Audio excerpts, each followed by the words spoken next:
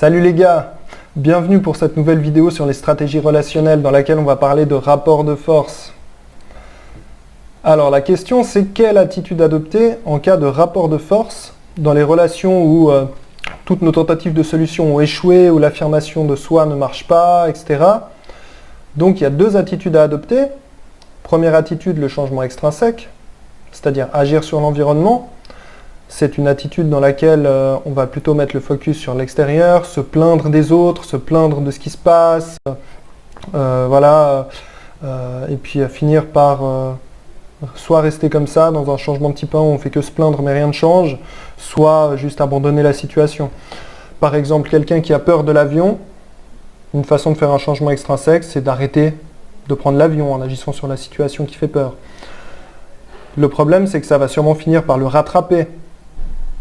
Cette peur de l'avion.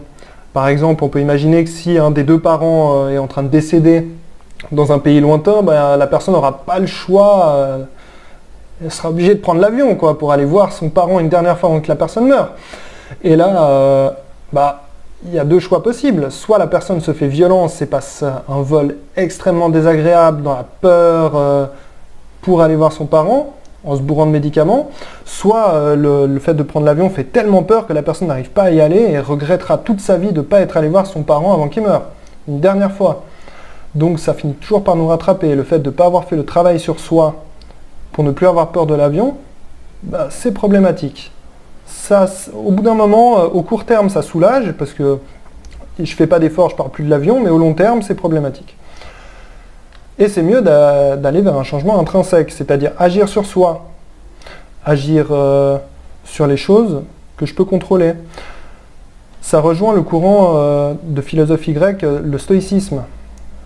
Et Marc Aurèle, qui est stoïcien, il nous dit « Mon Dieu, donne-moi le courage de changer les choses que je peux changer, la sérénité d'accepter celles que je ne peux pas changer, et la sagesse de distinguer entre les deux. » Donc là, Marc Aurèle, qu'est-ce qu'il nous dit? Il nous dit, laisse tomber ce que tu ne contrôles pas, ce que pense l'autre, ce que fait l'autre, etc. On s'en fout, laisse tomber, focalise-toi sur ce que tu contrôles. Tes émotions, tes comportements, tes pensées, tes attitudes, qui tu es, ce que tu fais. Voilà.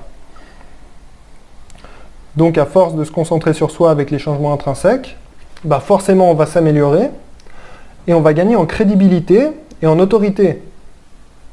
Et en plus on va montrer l'exemple, ce qui est avantageux. On va montrer à l'autre ce qu'on attend de lui en le faisant soi-même. Donc pour prendre les choses en main par rapport à soi-même, on peut travailler sur ses stratégies relationnelles, sur son hygiène de vie, sur plein de choses.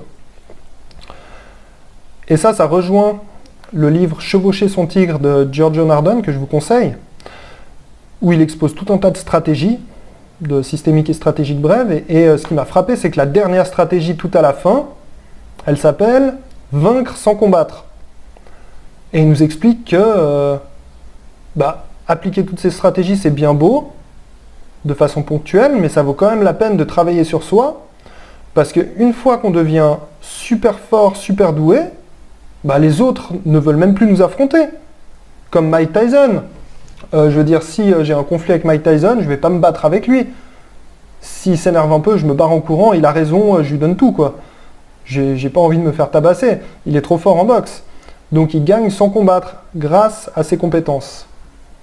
Donc le changement intrinsèque, peut-être que ça demande des efforts au début, mais au final ça paye.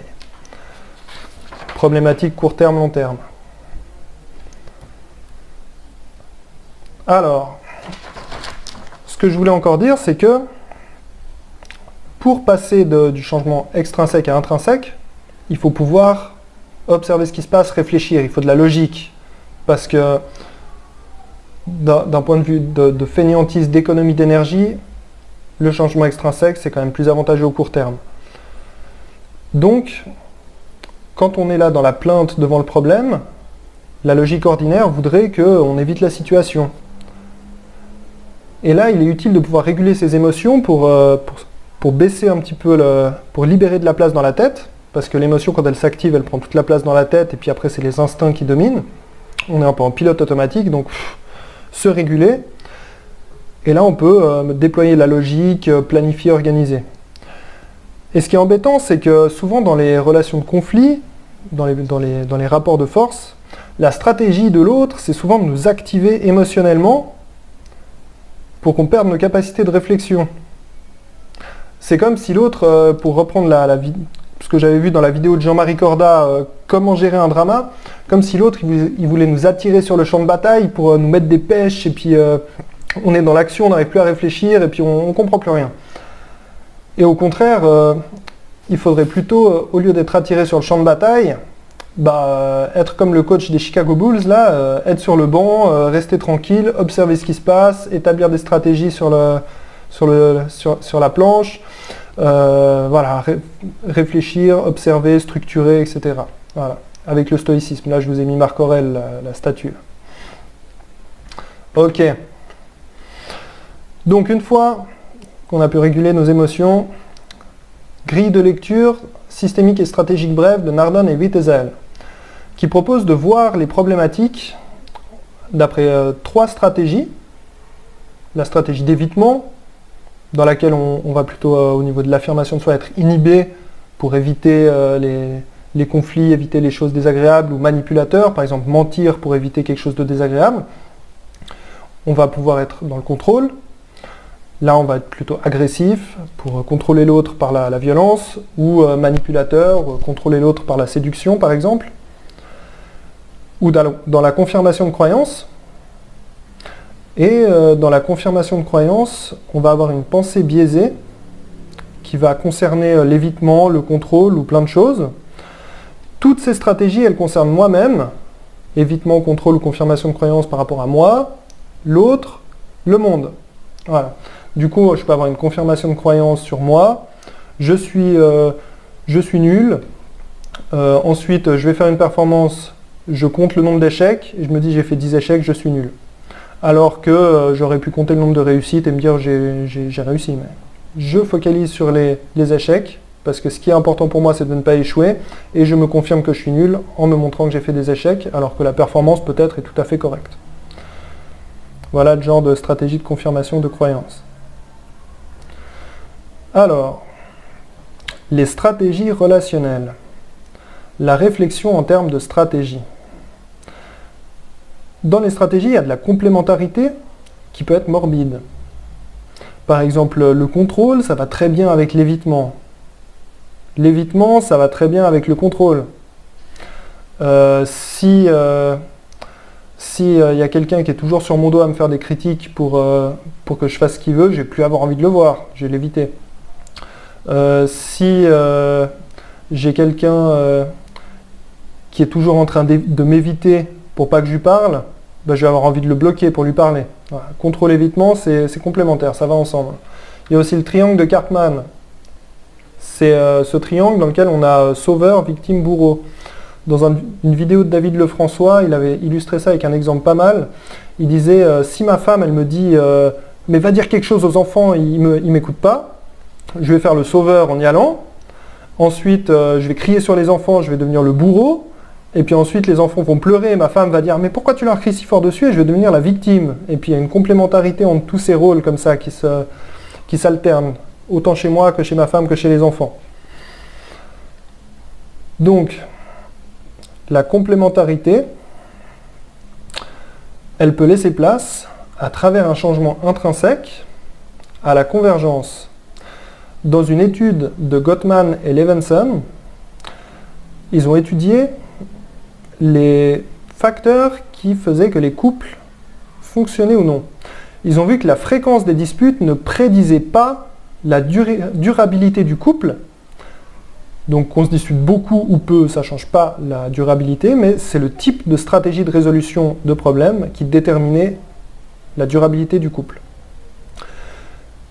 Ils ont proposé le modèle des 4 cavaliers de l'Apocalypse pour mettre en évidence les 4 stratégies, les pires stratégies qui foutent le plus en l'air votre couple. La critique, le mépris, être sur la défensive, c'est plutôt du côté contrôle agressif, et le mur du silence, qui est plutôt du côté évitement, voilà, plutôt du côté évitement. Un comportement inhibé, c'est le fait de s'éloigner émotionnellement de l'autre, de rien dire, de s'en foutre. Donc c'est des comportements non affirmés. Les comportements non affirmés, ils amènent de la complémentarité. L'approche amène l'évitement, l'évitement amène le contrôle. Et ils ont remarqué que plus les stratégies de résolution de problèmes sont similaires, plus le couple fonctionne indépendamment du nombre de disputes. Donc, quand il y a une convergence des stratégies, ça marche. Qui se ressemble s'assemble, comme le lapin et le chat. Voilà. Alors, la bonne nouvelle, c'est que c'est possible de passer de la complémentarité à la convergence. La convergence où on utilise les mêmes stratégies, à travers un changement intrinsèque. Donc, pour cela, même dans un groupe, dans un couple, dans un groupe, etc., les efforts d'un seul individu suffisent. Dans cet agencement-là, si j'enlève Pierre-Yves là, la pyramide, elle est plus structurée pareil. Hein. Peut-être même, elle se pète la gueule. Donc, tous les autres vont avoir intérêt à ce que Pierre-Yves il reste là. Ils vont le contraindre, ils vont lui mettre la pression pour qu'il reste là. Mais s'il se barre, pour pas tomber, ils vont se réorganiser tout seuls. Voilà. Donc ça, c'est l'homéostasie. L'homéostasie, c'est le maintien du milieu intérieur stable, alors que tout change. Et il y a de l'homéostasie dans le corps humain, dans les cellules, dans la biochimie du corps humain, mais il y a aussi de l'homéostasie dans les relations. Et puis ceux qui sont en haut, qui ont des privilèges, ils veulent pas que la hiérarchie change et que ceux d'en bas prennent les privilèges. Donc ils veulent pas que Pierre-Yves là, il sorte du truc et puis peut-être qu'il aille en haut. Donc ils vont lui mettre de la pression pour que ça ne change pas, pour garder les privilèges. Mais en insistant, il finit par réussir à partir et les autres se débrouillent pour se réagencer malgré tout. Et ça finit toujours par se réagencer à travers le même principe d'homéostasie qui cherche à retrouver l'équilibre. Et ça, c'est beau. Donc, tout changement va engendrer une résistance. Voilà.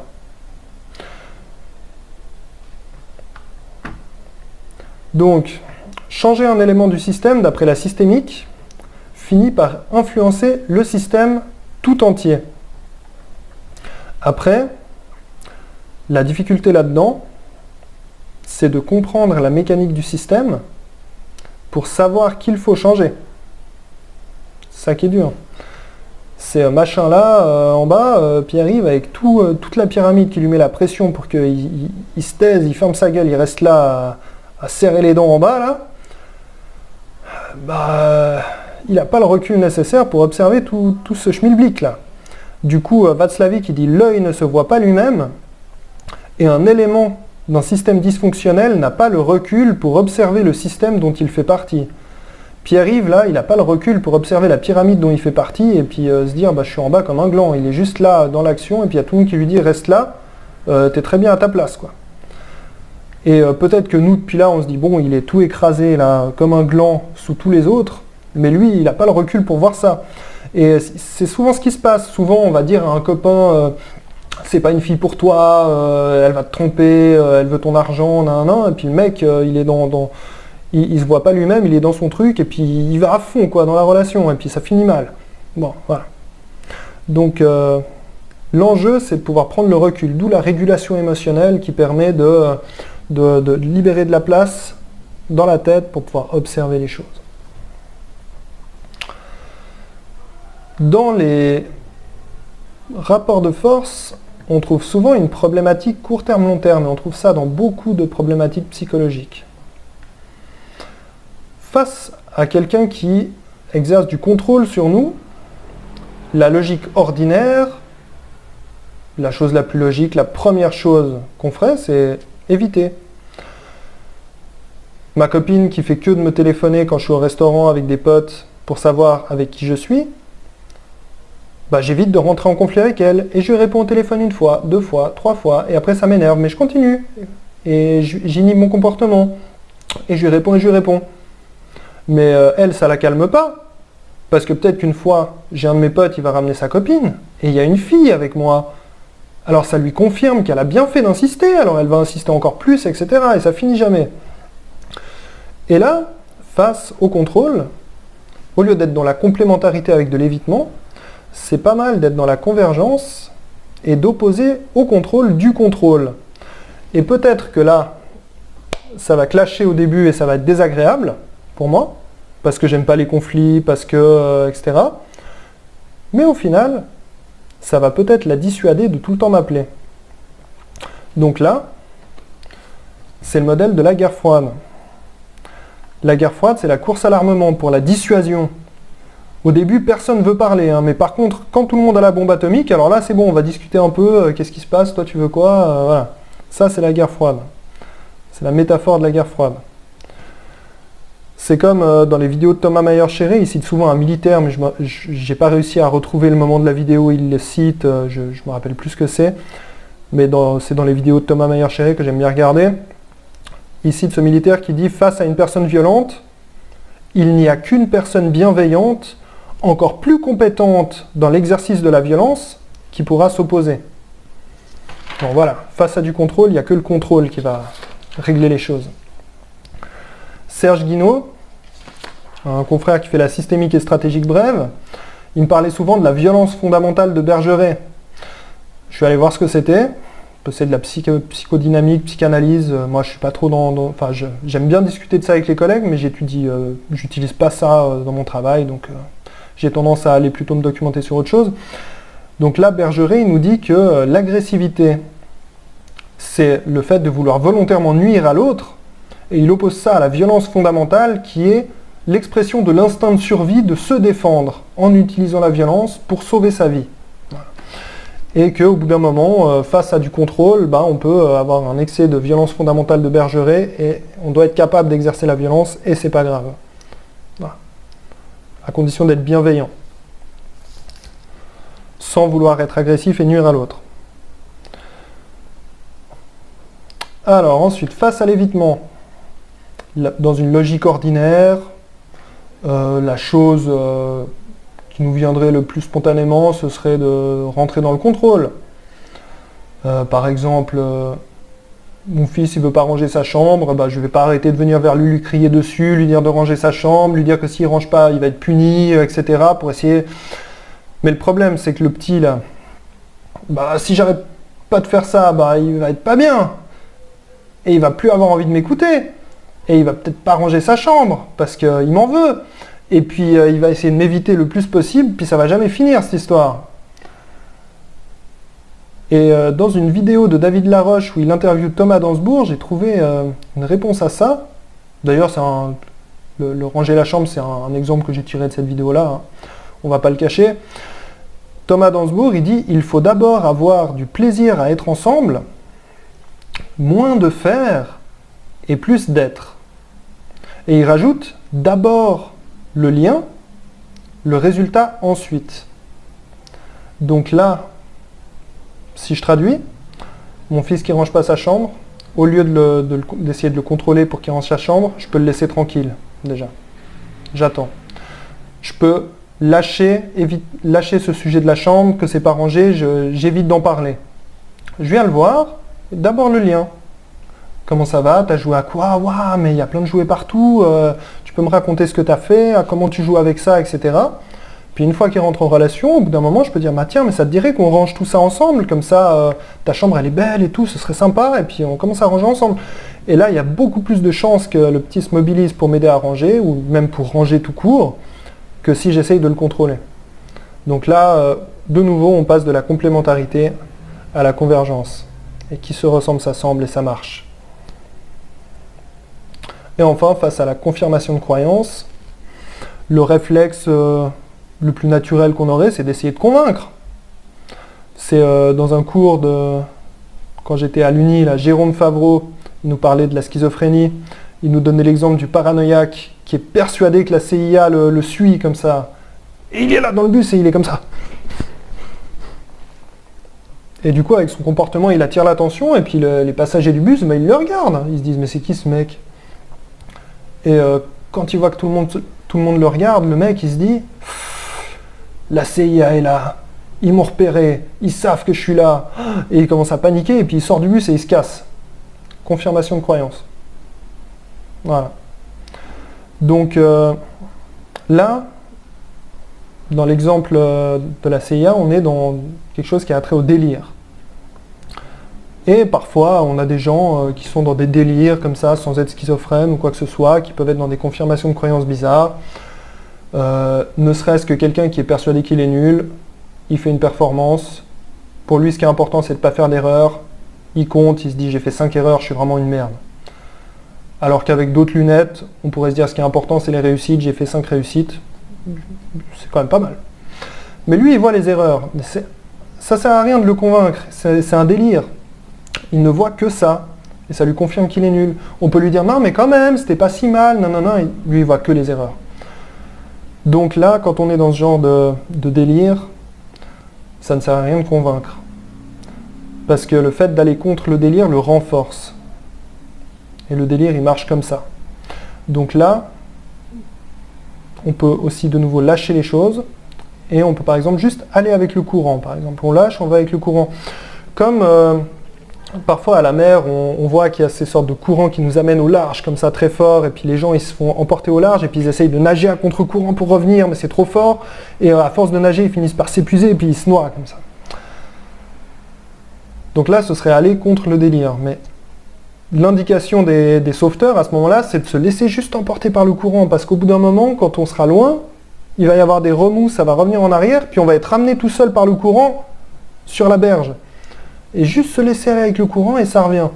Donc là, avec le délire, on peut juste lâcher, se laisser aller avec le courant, et on parle d'autre chose. On peut aussi utiliser la stratégie de Nardone dans Chevaucher son tigre, éteindre le feu en rajoutant du bois. Et par exemple, la copine jalouse qui va dire « Ah, je suis sûr que tu étais avec plein de filles hier », bah, si on lui dit « Ah non, pas du tout », etc., elle va commencer à fouiller, à essayer de regarder les odeurs, les machins, elle va trouver un cheveu de je sais pas quoi, puis elle va se faire plein de films, puis ça va lui confirmer qu'il y avait des filles. Sur la base, quand on cherche, on trouve. Éteindre le feu en rajoutant du bois, c'est en rajouter des tonnes. Mais ah oui, mais il y avait plein de filles, franchement, il n'y avait pas un seul mec, elles étaient toutes sur moi, je devais les refuser, il y en a même une, elle m'a jeté son soutien-gorge, c'était incroyable, hein. Et puis en faire tellement des caisses qu'au bout d'un moment, d'elle-même, elle se dit, ouais, il se fout de ma gueule, en fait, il n'y avait pas de filles. Puis elle laisse tomber. Voilà.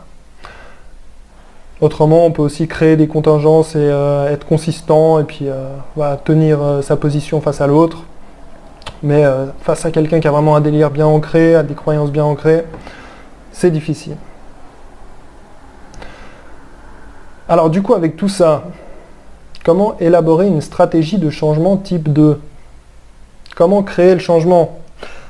Alors déjà, une fois qu'on a régulé ses émotions, qu'on observe ce qui se passe, qu'on a de la place pour la logique, on peut se poser les questions suivantes. Par rapport à ma stratégie, quel résultat j'attends ? Qu'est-ce que je suis en train de renforcer chez l'autre, ou chez moi, hein, avec ce que je suis en train de faire. Quand j'évite de prendre l'avion, je suis soulagé de ne pas prendre l'avion, c'est agréable, donc je renforce ma tendance à ne pas prendre l'avion. Et de quoi j'ai peur si j'agis ? Bah, peut-être que si je dis à ma copine d'arrêter de m'appeler tout le temps quand je suis au restaurant, j'ai peur qu'elle m'appelle 50 fois, qu'elle ne me laisse pas profiter du restaurant, qu'elle me fasse un drama, que je rentre en conflit, et j'aime pas ça les conflits, et puis j'évite ça. À ce moment-là, quels sont les avantages du statu quo ? Bah, si je fais rien, l'avantage c'est que je suis tranquille, je réponds au téléphone, ça m'énerve, mais il n'y a pas de conflit, parce que j'aime pas ça. Et on peut aussi changer de perspective en se demandant bah, qu'est-ce que ferait X à ma place ? Qu'est-ce que ferait la meilleure version de moi-même à ma place ? Qu'est-ce que je ferais à ma place si j'avais pas du tout peur d'être abandonné ? Ou si j'avais extrêmement confiance en moi ? Ou on peut même s'imaginer d'autres personnages. Qu'est-ce que Mike Tyson il fera à ma place ? Qu'est-ce que Giorgio Nardone il fera à ma place ? Etc. Et de la même façon, on peut questionner la stratégie de l'autre, les avantages du statu quo pour l'autre, si ça ne change pas, quel privilège il garde si ça ne change pas, quel besoin défend l'autre. Peut-être que ma copine qui fait que de me téléphoner quand je suis au restaurant, elle défend son besoin de ne pas être abandonnée. De quoi l'autre a-t-il peur si ça change ? Bah voilà, la copine qui a peur d'être abandonnée, bah Elle a peur de ça, quoi. C'est pour ça qu'elle veut tout le temps se rassurer. Elle a besoin d'être rassurée en m'appelant tout le temps, en sachant est-ce qu'il y a des filles, qu'est-ce que tu fais, etc. Et moi, je crois la rassurer en répondant tout le temps, mais elle continue. Donc là, en se posant cette question, de quoi l'autre a-t-il peur, bah, ça nous donne le levier du changement chez l'autre. Elle fait que de m'appeler parce qu'elle a peur d'être abandonnée, en croyant être rassurée de mon engagement à rester avec elle. Et là, je peux utiliser ce levier du changement et lui dire, écoute, moi je t'apprécie beaucoup, j'ai envie de rester avec toi, mais quand tu m'appelles tout le temps comme ça m'énerve et je ne me vois pas continuer. Donc maintenant j'aimerais que tu arrêtes. Autrement je vais t'abandonner. Voilà. Et peut-être que ça peut pousser la personne du coup à un changement intrinsèque chez elle.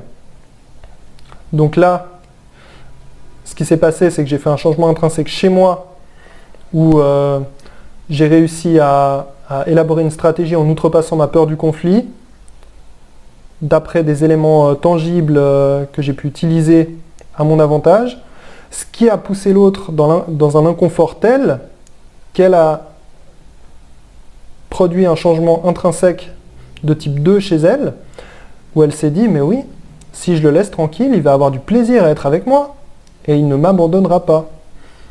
Voilà. On peut aussi se demander de quoi l'autre a-t-il besoin, et quelle est la stratégie de l'autre pour arriver à ses fins. Donc c'est toutes ces questions-là qui vont nous aider à élaborer une stratégie. Donc voilà pour cette vidéo. Je vous remercie pour votre attention. J'espère que ça a été intéressant, que ça a été utile. Vous pouvez me mettre vos questions en commentaire. Et je vous dis à bientôt pour la suite. Ciao, merci.